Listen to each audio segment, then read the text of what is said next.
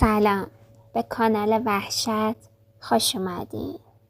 امروز اولین داستان این کانال رو میشنوید. امیدوارم دوست داشته باشید و با لایک هاتون و کامنت هاتون به من هم انرژی بدین و نظراتتون رو بگین.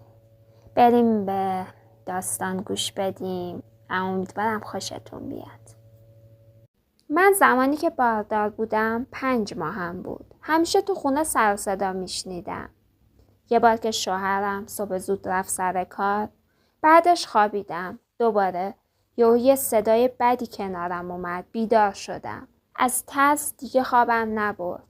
تا شب شد و شوهرم اومد و بهش گفتم و اعتنایی نکرد. گفته از بس میترسی تو ذهنته. بعد شب که شد خوابیدیم. تو خواب دیدم خودم و که رو دوشک خوابیدم.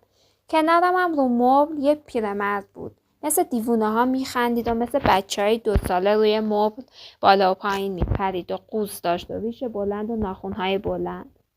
تا چند روز بعد روی چند تا برگه سوره ناس رو نوشتم و گفت بزن به دیوار توی اتاقها. همین کاری کردم و دیگه ندیدمش، ولی هنوز صداشو میشنوم.